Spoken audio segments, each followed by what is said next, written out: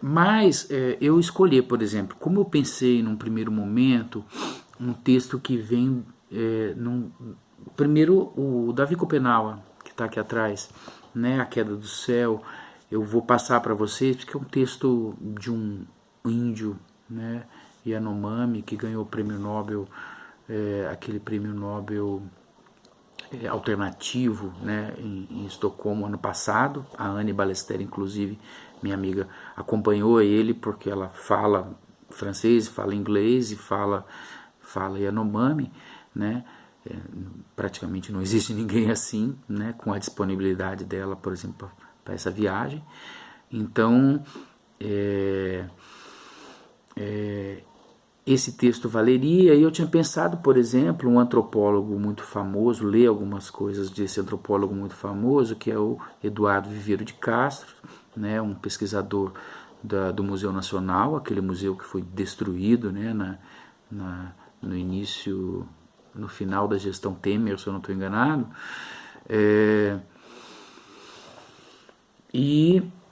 Mas o Viveiro de Castro já é, por exemplo, uma abordagem muito específica que talvez não interessasse a todos vocês.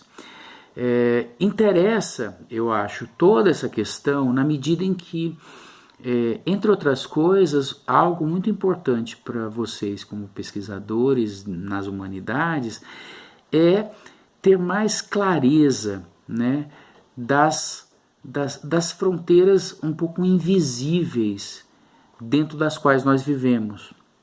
Quando a gente lê o Certeau, já que vocês leram, por exemplo, o Certeau para fazer a prova, né, eu espero, né, e que é um dos textos que eu queria que a gente pudesse trabalhar, ou eu propor que alguns de vocês podem ter interesse em usar mais dentro do trabalho de vocês. Mas uma coisa que me interessa muito no Certeau é que ele faz uma espécie de antropologia ao contrário, né? Ele fala da sua própria sociedade, ao mesmo tempo com muita intimidade e um grau que nos faz, vamos dizer, estranhá-la, né? Se pudesse traduzir para a língua indígena o Certeau, seria uma coisa muito interessante. Nada fácil, mas seria interessante, né? Pelo menos para povos indígenas que já conhecem mais de perto o mundo ocidental, né? Esse mundo capitalista moderno. Por quê? Porque ele é alguém que demonstra quão arbitrário é, né, coisas que nós consideramos neutras, né? Então, assim, tira o lugar do universal que nós supomos sempre ser aquele que nós falamos, né? Na verdade, nem sempre, né? Quando a gente é índio ou remanescente indígena, quando a gente é preto ou enfim, se descobre preto já adulto, muitos se descobrem pretos já adultos, né? Como eu me descobri índio, né? Já adulto. Não, eu me descobri índio criança, né? E não sei, talvez eu me descobri índio de outras vidas adulto, né? E eu acho que antes de eu nascer, eu devo ter dito alguma coisa assim: deixa eu nascer branco para vocês verem do que eu sou capaz. Eu me sinto muito exigido por essa intuição que uma vez me veio. Vocês me perdoem esse tipo de brincadeira mística aqui, mas eu gosto de me guiar um pouco por isso, que é assim, eu tenho umas certas obrigações comigo mesmo, que é assim, desde muito pequeno essa coisa indígena me toca, né? Depois eu passei por uma fase muito larga de esquecimento, sobretudo quando eu comecei a gostar de ler, lá pelos 16 anos de idade, né, até o final do doutorado, em que eu praticamente esqueci que eu não gostava de estudar, né? Eu descobri até que talvez eu estudasse por neurose, né? Eu estudasse para atender uma coisa que o mundo exigiu de mim, mas que era uma violência contra mim, né? Então, para entender que até isso é um processo de reflexão que cada um de vocês, com cada escolha que fez, com cada, né, objeto e tudo mais, podem também pensar na sua dimensão. Não é que fazer mestrado seja um psicologismo pessoal, porque justamente não é, porque esse lugar da experiência de onde se fala como pesquisador Por outro lado, ele está dentro de um programa, por exemplo, dentro da estrutura universitária, num esforço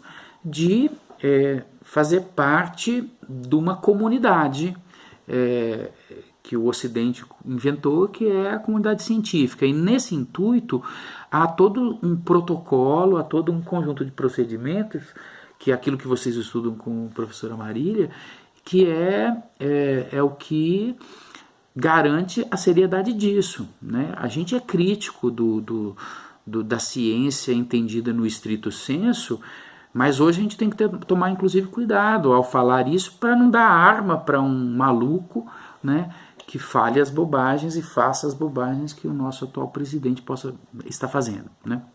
Enfim.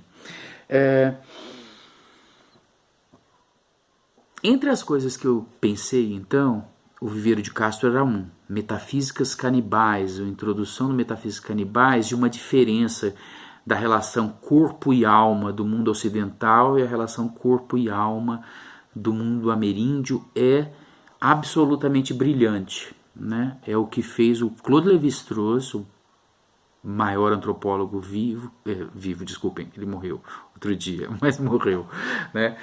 Mas enfim, outro dia a gente falava assim, né? Mas o maior antropólogo, né, do século XX, dizer que a continuidade o Lévi-Strauss, né, a continuidade da antropologia certamente está em hipóteses como a do Eduardo Vieira de Castro, né? Então a introdução do Metafísicas Canibais ele é muito interessante para entender isso daí, né? Como é radical a diferença dessa e como isso tem consequências, por exemplo, na relação com os outros seres que não são humanos, né? Que é diferente no Ocidente e como ele é no mundo indígena, né? É uma forma de tratar essa fronteira para nós que estamos quase sempre aqui falando de objetos escritos, né? Mas ajuda a, sobretudo, estranhar o nosso próprio modo de existir, né? Então, o terceiro termo da nossa disciplina, que é práticas sociais, ele é justamente o termo que enfatiza quanto seja o ritual, a dança, o canto de um xamã Yanomami todos os dias, ao longo do dia, né? Cada hora é um xamã falando, por exemplo, dançando no chapono, é uma prática social tanto quanto o nosso modo de se sentar para almoçar, tá? Entender que, por exemplo, o Yanomami, por exemplo, não almoça como a gente almoça, né? Não tem um momento que a gente senta, reza Ave Maria, pede, agradece, mas tem seus ritos.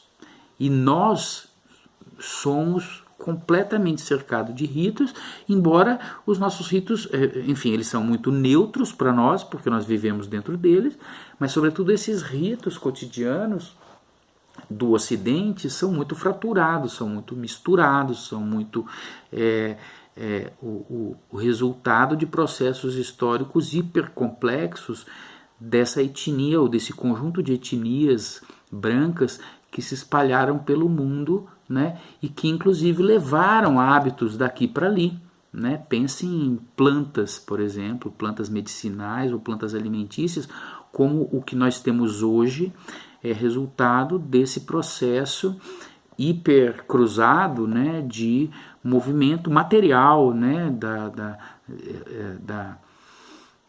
como é que chama, da existência, que promoveram as caravelas, os jesuítas, que levam semente de mamão da Ásia para cá, leva manga da Índia para cá, né, leva melancia, traz melancia, cada uma dessas coisas, como leva para outras ilhas do Pacífico o abacaxi, para ilhas do Oceano Índico, né, que possa aclimatar o nosso abacaxi ou o nosso maracujá, né?